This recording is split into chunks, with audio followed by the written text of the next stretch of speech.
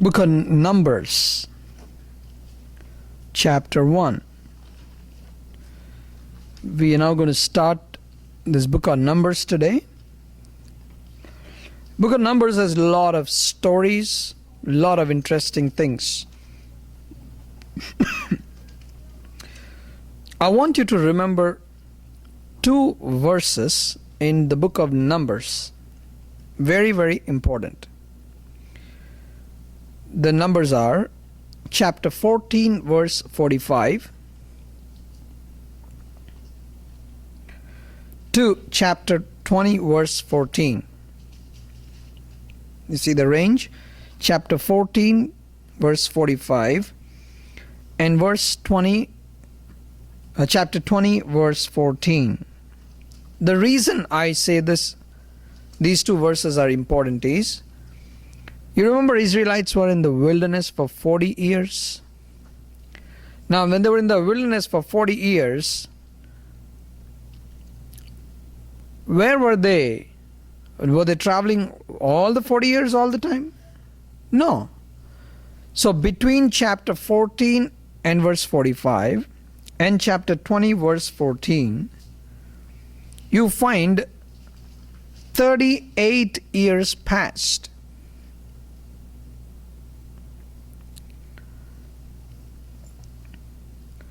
38 years passed. From Exodus, you remember Exodus, where they came out of the Red Sea, walked on the dry land, from that point to chapter 14, Numbers 14 verse 45, it was approximately a year and a half of their travel. So from Exodus 12 to Numbers 14 verse 45, the time span was 1.5 years. Between chapter 14 verse 45 and chapter 20 verse 14, there is a period of 38 years. So now this is what? 39.5 years. So from chapter 20 verse 14, you find the last few months, and then they enter the promised land. Okay, so 40 years this is how it is calculated. And in book of Numbers, as the name itself says, that there was a census taken. God told them to take census. Now the census was taken before they waited for 38 years, and after the 38 years also, the census was taken again. You find these two censuses in Numbers chapter 1. That's the first census. Numbers chapter 1 is the first census. And Numbers chapter 26, you find the second census. Numbers chapter 26, you'll find the second census. And there's something interesting I want to tell you right away. Between the first census and the second census, 1,820 people were less. Did you get what I'm trying to say? 1,820 people were less when they took the census the second time. But interestingly, as we all know, out of all these people, how many people entered the promised land? Just 2. Just 2 people. So the question that people get is, what about if Joshua and Caleb were the only people who entered Canaan, where did the children come from? Where did the population come from? This is the same question that I had for several years as a kid. But later I understood that all this census that is taken is for the first generation. The two people, Joshua and Caleb, the only two people who entered the promised land were from the first generation. What do you mean by first generation? The people who crossed the Red Sea. The people who were in Egypt. Compared to all the people who were in Egypt, out of all the people who came out of Egypt, only two people, they entered the promised land. Now the question is, from the time they crossed the Red Sea, were there no weddings? Were there no children born? Yes, they were born. So therefore, these children, these who were born in the wilderness, they all walked into the promised land. So there was a sustenance of the second generation. So don't forget that. So it's not just two men who entered the promised land. Two men out of the first generation. But from the second generation, there are a lot of children born in the wilderness. In 40 years, how many children can be born? With all this population, it's a big number. So therefore, the second generation children entered the promised land, but from the first generation, it was Joshua and Caleb. With that in the background, I want to talk to you about what this book of Numbers talks about. When I study the book of Numbers, I get two things in mind. I remember two things. Number one is the value of an individual. What is the meaning of taking a census? You are included. You are counted. Right? You are counted. When people come and take your census, what does it mean? They ask you so many questions. They don't see you, oh yeah, you're there, okay, let me take. No, they ask you so many questions. You are in the records of the government. So that means you are recognized, you are acknowledged. That's what book of Numbers talks about. How valuable you are, how important you are. That's one thing. Second important thing that you find in the book of Numbers is the discipline. The second interesting thing you find in the book of Numbers is how organized, how meticulously God organized things for His children. The discipline that you find among the Israelites. And when they break it, what happens? In the description that we're going to study in today's class, you will see how God designed which tribe should be in which part of the location where you're supposed to camp. He'll tell you which group has to do what job. Your geographical location, God is deciding. He is deciding what kind of job you need to do. So therefore, God, a meticulous planning, and that's when I use the word discipline. There's another beautiful, a lot of things we will study. And there you find how God was so very concerned about the discipline. And that discipline among the Israelites stopped a prophet from cursing when he looked at the children of Israel from the mountain and he wanted to curse the people. He was hired to curse the children of God. He looked at them, looked at their camp, looked at their design, looked at the way they were organized, and then said, "How amiable are thy courts, O Israel! Your courts are so beautiful." And when he saw that design, saw that discipline, he said, "Sir, even if you give me a lot of money and whatever I want, I will not curse these people. I cannot curse them." What a pleasant thing that is. You know, the lessons we learn from the stories in the book of Numbers is that's the kind of discipline we need in our churches.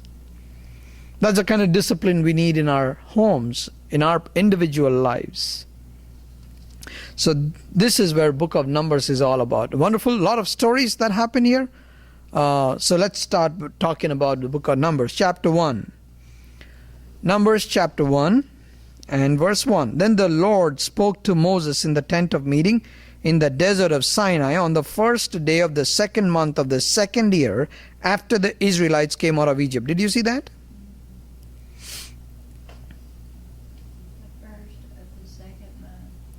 Yes. So it's very, very so all the while from the time they came out of Red Sea, it's only a year and a half, or almost 2 years of time. Okay, what did God say? Verse. What's symbolic about that now, or important? The first of the second month of the second year after they came out of Egypt. That tells you about the count, how many days they were. See, when you see, usually when you see so many pages beyond, you say, oh, how much time passed by.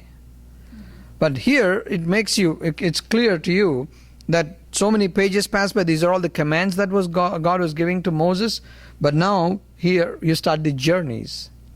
So in book of Leviticus you don't find any description of which day what, about the journey. You find only about the festivals, about the future, when you need to have all these festivals, what day, when. Here it's a journey. So in book of Leviticus you don't find any journey. In Exodus you find the journey. So now from there, if you come here to book of Numbers, there you find, oh, okay, this is how far these people have gone. So that's only a record, not of any significance.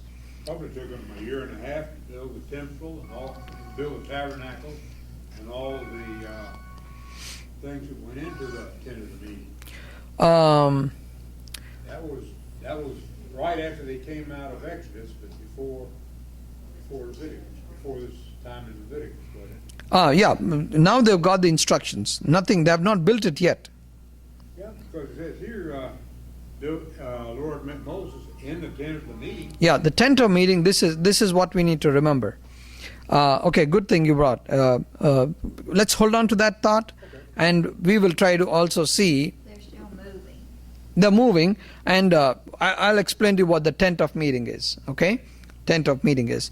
Now, what they're supposed to do is verse 3. You and Aaron are to number by the divisions all the men in Israel, 20 years or old, or who are able to serve in the army. So 20 years and old. Now, in which year are we talking about? This is the second year, right? Second year out of the wilderness. Yes. First day of the second month of the second year after the wilderness. So after they came out of Egypt.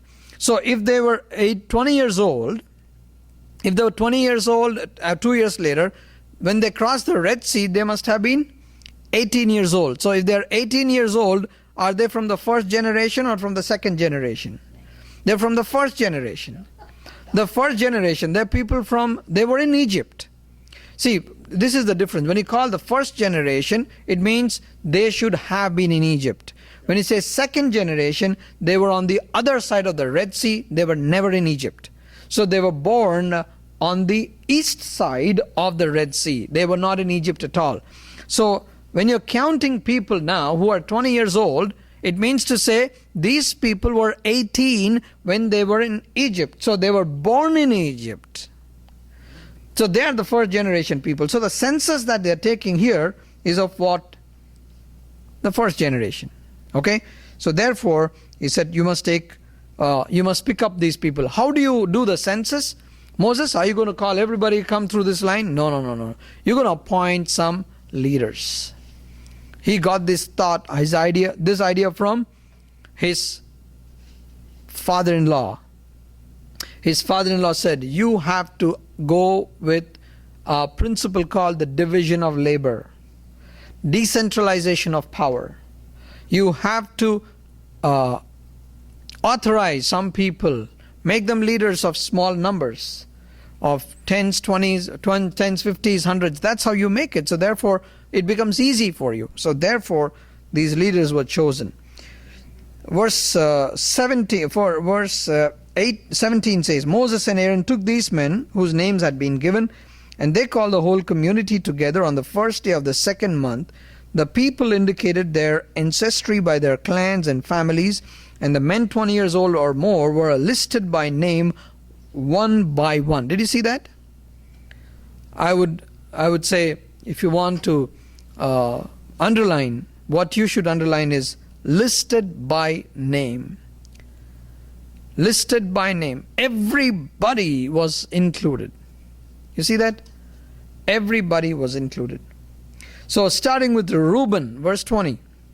the firstborn of Israel, what did they do? They listed them by name, one by one. How many were there? 46,500 people.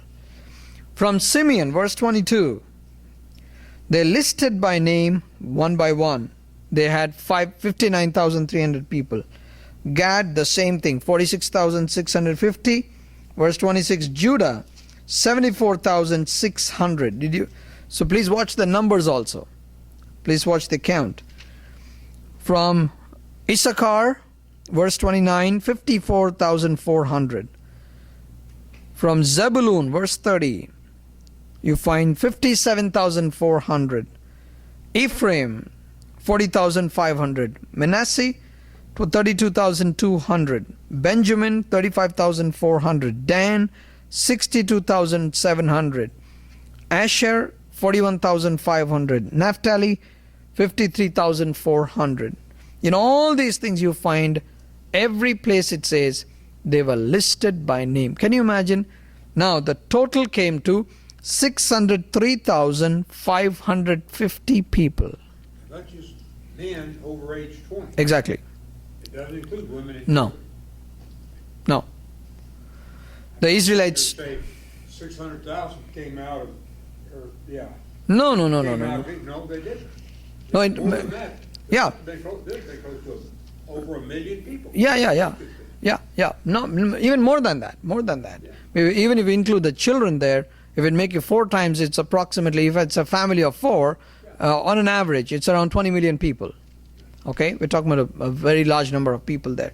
So here you have 603,550 men over 20 years old. Over 20 years old. Okay? So therefore, you see, the number came because see when this big total number of 603,550 came because they added every individual. Remember, drop by drop makes an ocean is what we hear.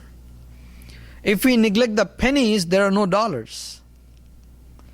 Because pennies make the dollars. So therefore, here you find the value of every individual. That's Book of Numbers.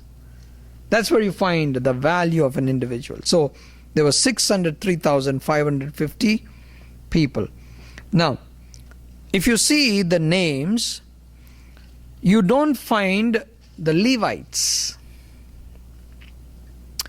You don't find the Levites. Why do you not find the Levites? You find the answer here. Verse 49. You must not count the tribe of Levi or include them in the census of the other Israelites. Instead, appoint the Levites to be in charge of the tabernacle of testimony over all its furnishings and everything belonging to it. You see? So you don't count the Israelites. Now, verse 52. The Israelites are to set up their tents by divisions, each man in his own camp under his own standard. The Levites, however, are to set up their tents around the tabernacle of the testimony so that the wrath will not fall on the Israelite community. The Levites are to be responsible for the care of the tabernacle of the testimony. The Israelites did all this just as the Lord commanded Moses. Let me explain to you what Moses is trying to tell us here. If you take the tabernacle as the center, around the tabernacle, the immediate tribe that has to live around the tabernacle has to be Levites.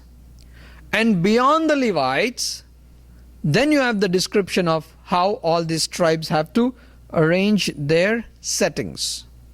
Now in chapter 2, you'll find how these tribes have to camp. Who has to camp where? Now, let me show you this. Chapter 2, you find this verse 3. On the east, he starts with east. Okay? And please remember, in the census that we found, the people who were the largest in the number belong to which tribe? The people who were largest in number belong to which tribe? You have any idea? They're from Judah. They were Judah. They were people from Judah and they were 74,600. 74,600. So now if you take the tabernacle, now remember the tabernacle, where was the entrance? To the east. That is, your back would be facing the east. Entrance is toward facing the west. Okay, so on the east would be where? On the east would be which side? At the entrance. Entrance. Yes. So therefore, on the east side you find who? Judah, Issachar, and Zebulun. You find this in verse 3, 5, and 7. Judah, Issachar, and Zebulun. Can you picture that? This is the tabernacle. On the east side you have Judah, Issachar, and Zebulun. Okay. Now, verse 10. On the south side, what do you have? Reuben, Simeon, and Gad. 3 tribes on the east, 3 tribes on the south, and after that you find verse 18. On the west is behind, behind the Ark of the Covenant. On the other side you find Ephraim, Manasseh, and Benjamin. You'd find Ephraim, Manasseh, and Benjamin. And on the north side, okay, on the north, who do you find? Dan, Asher, and Naphtali. So let me give you an idea. Just look at this and you'll get an idea. This is the tabernacle, okay? This is the tabernacle. On the east side, okay, on the east side you have Judah, Issachar, and Zebulun. On the south side you have Reuben, Simeon, and Gad. On the west side you have Ephraim, Manasseh, and Benjamin. On the north side you have Dan, Asher, and Naphtali. So 3 tribes on each side. And in the center is the tabernacle. What comes to your mind? What design do you find there? 3 here, 3 here, 3 here, 3 there. In the middle tabernacle, let me complete this, verse 17. Then the tent of the meeting and the camp of the Levites is set out in the middle of the camps. They will set out in the same order as they encamp, each in his own place under his standard. So around the tabernacle, the Levites. So tabernacle, Levites on 3 sides. Tabernacle, this is a tabernacle. You have Levites, 3 clans of tribes, 3 clans of the Levites, 3 tribes on the east, 3 tribes on the west, 3 tribes on the south, 3 tribes on the north. If you have an aerial look, I wish I could bring a projector and show you that. If you have an aerial look from up, what's the picture that's coming to your mind? You know what's coming? Yeah, you should. That's why I told you the numbers. Judah, where is Judah? Judah is to the east. How many people in Judah? 74,600 people.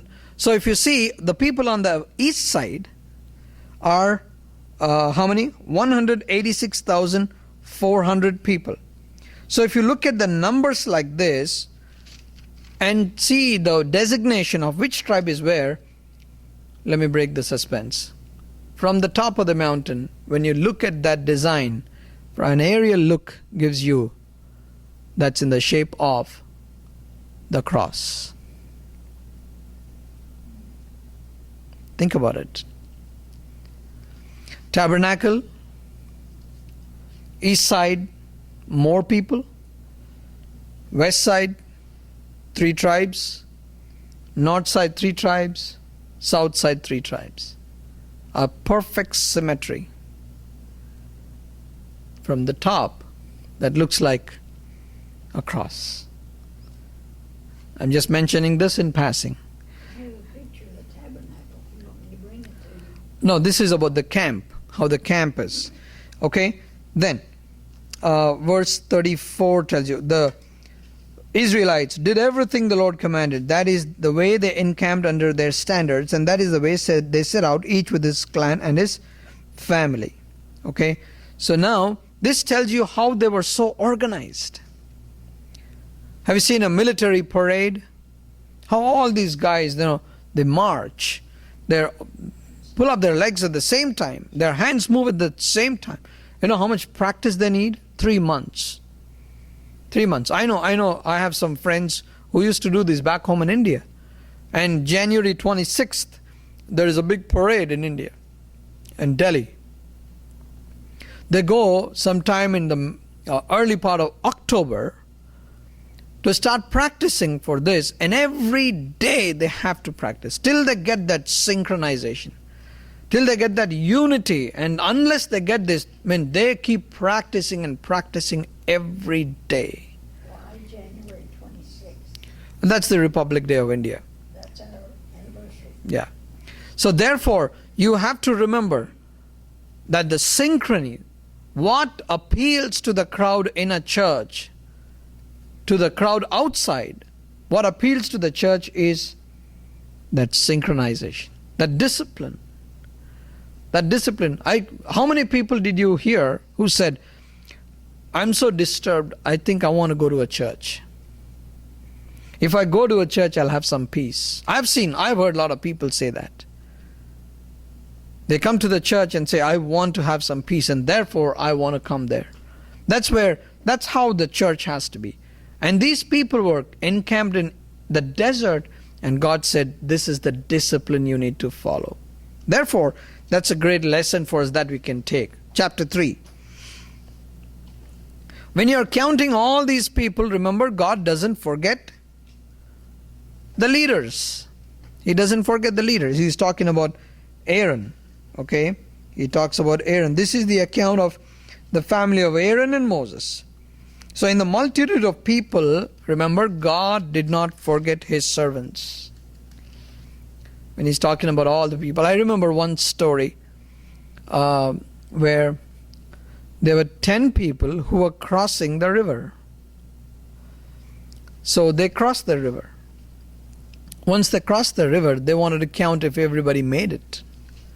They all swam. So the first guy started counting. And he started counting and said, oh my goodness, there's just 9 of us. And the other guy said, let me count. And he started counting. They said, oh my goodness, there's somebody missing. There are 9 of us. So everybody started counting and they said, there are only 9. We were 10. And where is the other guy? You know what they did? They were not counting themselves. They were not counting themselves. Sometimes we forget that, but please remember, God does not forget you. I was talking to a good friend of mine, and he's been a great help to me in the ministry, and you also know him. And I was speaking to him, and he said, sir, he calls me sir, and he said, sir, I want to tell you something. Hebrews chapter 6 verse 10 says, God is not unjust. God is not unjust. He will not forget your work, is what he said. He will not forget your work. How it was just so touching to me. I said, wow. Thank you, Lord. God is not unjust. Moses and Aaron, you're struggling for the people. I'm talking about all these people, but Moses and Aaron, I have not forgotten you. That's when he says, I want to tell you about Aaron's family. Aaron had 4 sons, Nadab and Abihu, Eleazar and Ithamar. And Nadab and Abihu, of course, they died. You find the story in Leviticus. They died, but only Eleazar and Ithamar were there. So now, he talks about the Levites. Now, let me tell you something more about the Levites. Remember, the Levites were not counted. Okay? They were supposed to, what were they supposed to do? Verse 11. Numbers 3 and verse 11. I have taken the Levites from among the Israelites in place of the first male offering of every Israelite woman. The Levites are mine. Verse 7. They are to perform duties for him and for the whole community at the tent of meeting by doing the work of the tabernacle. So what did God do? He gave the Levites a task, and the task was to work in the tabernacle. Now the question is, why did God choose the Levites of all the tribes in Israel? Is it not? There has to be a standard. God cannot say, okay, I'll pick you, you come and do this. Why did God choose Levites? Anybody have any answer? Of all the people, why the Levites? The answer is this. When Moses came down from the mountain that day in Exodus 32, he got mad looking at the people, looking at the revelry. He broke those tablets. And then he turned to Aaron and asked, why did you do all this? And Aaron gave a very smart answer. And then ultimately Moses gave a call. And the call was, whoever is on the Lord's side, come here. And this call was given to all the people, but only the Levites rallied to Moses' side. And Moses asked them to go ahead and kill their brothers and sisters and the neighbors or friends. And they all did that. And you know what God said? I have set you apart for myself. They didn't know what that was for. What that was for. Time came, God needed somebody for ministry. And God called Levites and said, hey guys, I give you a job. I'll give you this task. They didn't know what was coming ahead. They didn't know by killing his brother or killing his neighbor, God is going to reward them for with a ministry, with a task to be in the house of God. They never knew that. And therefore the Levites came and started working in the house of God. Okay? Now, look at the difference here. For all the tribes, they were supposed to count the people who were 20 years or more. Is it not? Look at verse 15. Look at verse 15. Count the Levites by their families and clans. Count every male a month old or more. You see? A month old or more. And these Levites, there were 3 clans. The names of the sons of Levi, what are they? Verse 17, Gershon, Kohath, Merari. The Kohathite clans were Amram, Izhar, Hebron, and Aziel. Verse 20, the Merarite clans, Mahli and Mushi. And verse 18, the names of Gershonite clans are Libni and Shimi. Did you see that? See the way God is trying to break it down, funnel it down to every individual among the Levites. See, till now we talked about the rest of the Israelites. Among the Levites, what do you find? The Levites, 3 sons. For each son there were clans. So everybody is included here. So when you count the Levites only, specially, and not with the rest of the people, you find the Gershonites were 7,500. And look at verse 22. I'm reading verse 22. The number of all the males a month old or more who were counted was 7,500. The Gershonite clans were to camp on the west behind the tabernacle. The leader of the families of Gershonites was Eliasaph, son of Lael. Did you see that? God is telling them where they have to live. God is telling them who their leader is. God is also telling them what they need to do. Did you see that? Where you need to live, what you need to do, who you need to obey. You know, it's simple like this. What comes to my mind is Adam. You know what God do to Adam? What do we need in life? Let's come back to us. What are the 3 things, basic things we need? We need a work, we need a place, and we need a family. Is it not? We need work, we need a family, and we need a place to live. What did God do to Adam? He gave him a place to live, Garden of Eden. Please remember, Garden of Eden was not all over the world. In the whole creation, Garden of Eden was only a small place. So of all the places, God put him in the garden. So that was his house. Did God give him a family? Eve. Did God give him a job? Yes. So God gave him a family, God gave him a place to live, God gave him a task to do. And this is what you find here. God told the Levites where they have to camp, what they have to do, and who they have to answer. Is it not interesting that all of basic necessities God takes care of? This week when we gathered for church prayer, this is what we discussed. Matthew chapter 6. Do not worry about what you eat or drink. Look at the birds. They don't build a house, they don't build a barn, they don't do nothing. God feeds them. Look at the lilies. God takes care of them. Well, there wasn't a place to work till after sin. But the garden, he didn't have to work. Yeah, but he still had to work. The curse on Adam was that he need to till, he need to sweat and still work. The work was continuously there.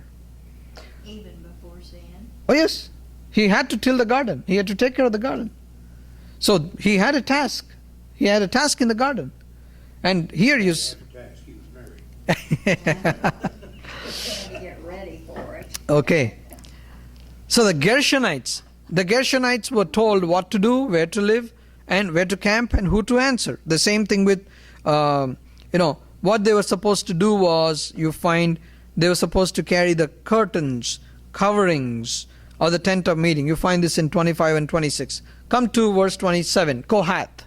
What did Kohath had to do? The people of Kohath were 8,600, and they were responsible for the care of the sanctuary. They were supposed to verse 31, they were responsible for the care of the ark, the table, lampstand, altars, articles of the sanctuary used in ministering, the curtain, and everything related to the use. So whatever was inside that box, inside that building, articles and everything, these people were supposed to carry. Okay? So please remember that God is making his plans in such a way that he gives a job description to everybody what they need to do. To the Merarites, and see, they were supposed to camp. Verse 29, the Kohathite clans were to camp on the south side of the tabernacle. Do you see that? On the west side was Gershonites, on the south side was the Kohathites. Verse 33, to Merari belong the clans of the Mahalites and Mushites. They were the Merarite clans. And then they were supposed to, the leader of the families were the Merarite clans was Zeriel, son of Abihail. They were to camp on the north side of the tabernacle. Did you see that? Now see, this is the tabernacle. On the west side is the Gershonites. On the south side is the Kohathites. And on the north side is the Merarites. So on the east side, there is nobody. We are talking about Levites. Did you get it? There are two layers. There are two layers. After the tabernacle, the first layer of people is the Levites. In the Levites, you find Gershonites on the west, Kohathites on the south, and the Merarites on the north. So there is nobody on the east side. And then after the Levites, you find on the east, west, south, and north. Do you see that design? Moses and Aaron and his sons were to camp to the east of the tabernacle toward the sunrise in the front of the tent of meeting. They were responsible for the care of the sanctuary in behalf of the Israelites. Anyone else who approached the sanctuary was to be put to death. So there was, let me put it in the modern terms. In the modern terms. You know what you understand there? The concept of parsonage started in the wilderness. Parsonage is usually what? Close to the church. Close to the church. Where did it come from? Moses had his house, tent.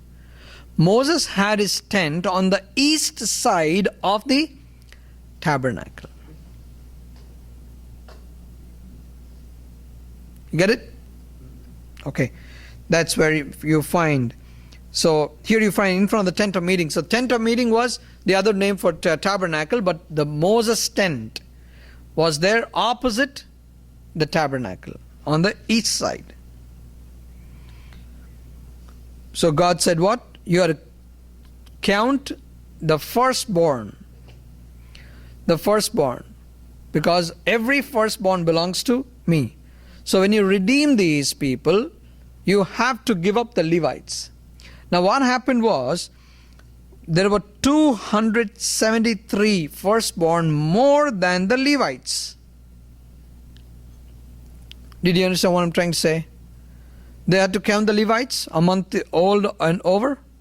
There were 22,000 Levites when they counted. God said, redeem the firstborn.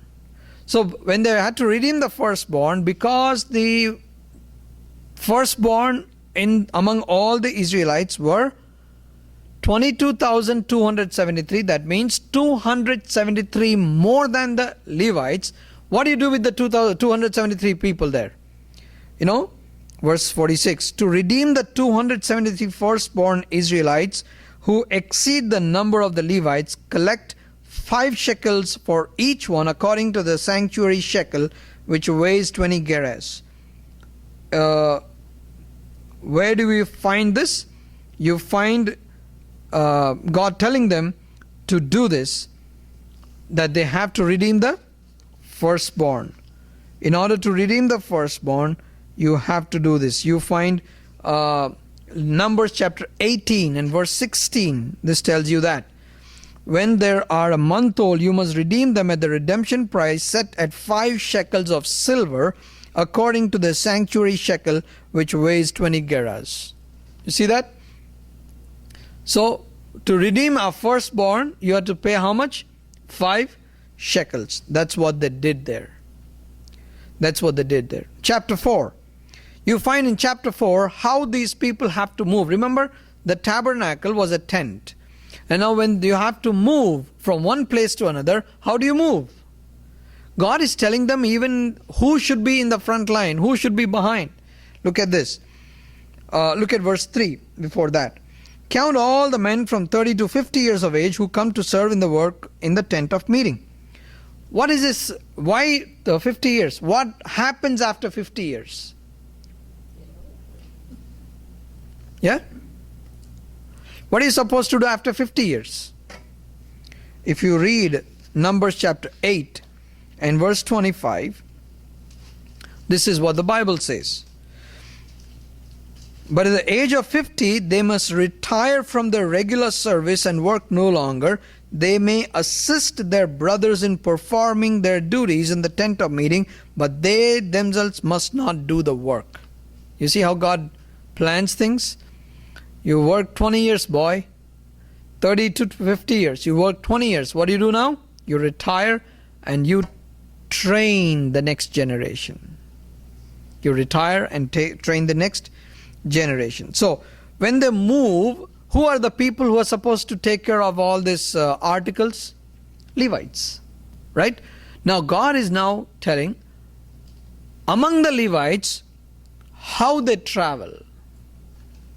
And verse 4, this is the work of the Kohathites in the tent of meeting, the care of the most holy things. Okay? Now we studied about what Gershonites have to do, Merarites have to do, what they have to carry. And now you find the details on how the Kohathites have to carry. Okay? Look at this.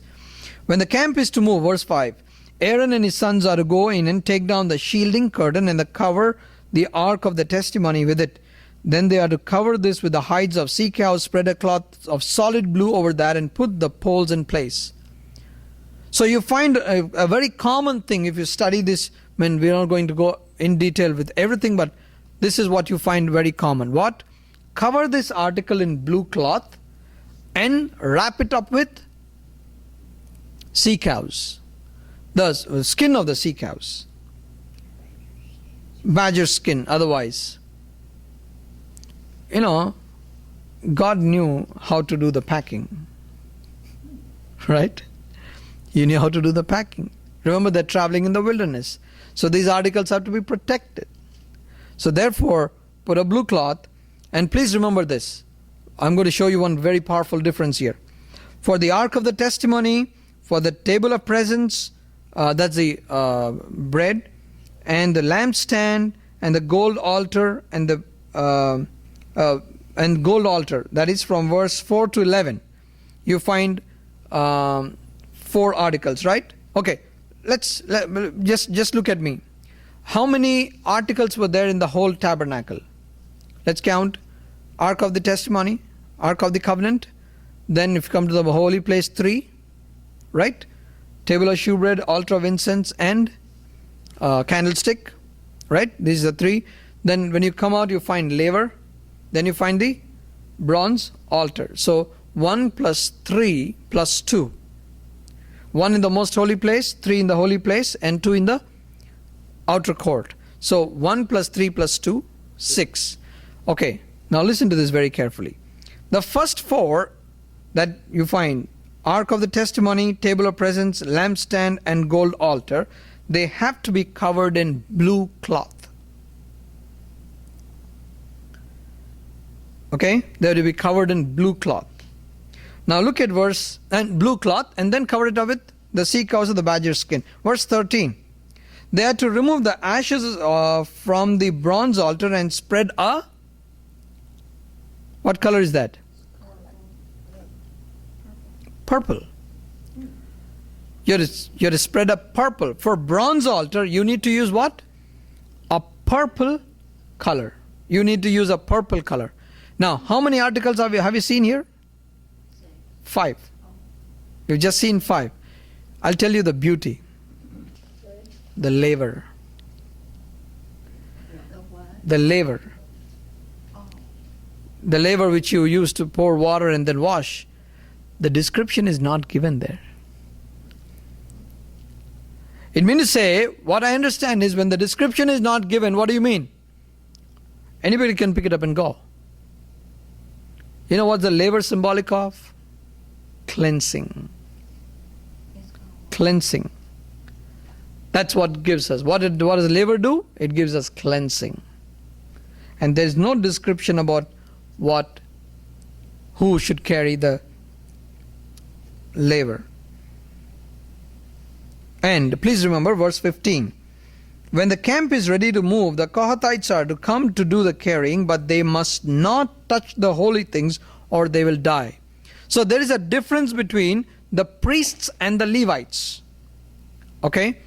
They are all from the Levitical tribe, no doubt. But the people who are in the priest are to perform the service in the temple. But the Levites are supposed to carry. But are they supposed to touch anything? No. Who covers them? The priests come and cover it up with a blue cloth or a purple cloth and a sea cows. And they'll put the poles and they say, all right, Levites, ready. And that's when the Gershonites, Kohathites, and Merarites will come and pick it up and say, you cannot touch this. God gave an office to Eleazar, Aaron's son. He was made in charge of, look at verse 16. Eleazar, son of Aaron, the priest, is to have charge of the oil for the light, the fragrant incense, the regular grain offering, and the anointing oil. He is to be in charge of the entire tabernacle and everything in it, including its holy furnishings and articles. And God said, make sure the Kohathites live, because I have appointed them to take care of the most holy things. They're supposed to carry them. Verse 20. Despite all this, verse 20 says, but the Kohathites must not go in to look at the holy things, even for a moment, or they will die. So what are they supposed to do? Their leader is Eleazar. Now look at the Gershonites. The Gershonites, they're supposed to carry the curtains of the tabernacle. You find this all is repeated here. This all is repeated. We have already seen that. They're supposed to take these sea cows. After it is all covered, they're supposed to carry all these things. What they're supposed to carry, you find in verse 25 and 26. And this is to be done on the direction of Aaron and his sons. And their supervisor is Ithamar. Remember, one of the sons of Aaron. Okay. Look at the Merarites. Merarites were supposed to carry what? Verse 31. This is their duty as they perform service at the tent of meeting, to cross the frames of the tabernacle, crossbars, posts, and base, as well as the posts of the surrounding courtyard with their bases, tent pegs, ropes, and all their equipment. And all this to be under the direction of Ithamar, son of Aaron the priest. So the Kohathites 2,750, Gershonites 2,630, Merarites 3,200. In total, 8,580 people, they were needed to take all these articles. Can you imagine that? Now, can you imagine how big the tabernacle was? How big the tabernacle is. Can you imagine 8,580 people required to do these tasks? Verse 49, at the Lord's command through Moses, each was assigned his work and told what to carry. I tell you, this is a very heavy statement. According to what God commanded, each was assigned his work and told what to carry. You know what? This is what I would say to you and me. God has assigned to each one of us a work, and He has told you to carry. The Kohathite is not supposed to do the Merarite's work. The Merarite is not supposed to say, oh, okay, let me take the curtains this time. Kohathite cannot say to a Gershonite or Merarite. Whatever God has told you, whatever God called you for, that is the only thing you are supposed to do. I really remember a great incident. I was supposed to travel in a bus, and I had the ticket and the stub. I tore it off and gave the stub to this man. He looked at me and said, "Sir, never do that again." I said, "What happened?" "That's my job. To tear the stub is my job. I am paid for that. Please don't do that." I said, my goodness. Look how serious he takes his job, isn't it? Tearing a stub, is it a big deal? For him, it was. I tell you, God has a purpose for you, each one of us. And you have a task to perform, and you will be told what to carry. Don't try to swap. You are a unique person. God has a task for you, and therefore we need to know what that is. That is what you found in the first 4 chapters of the book of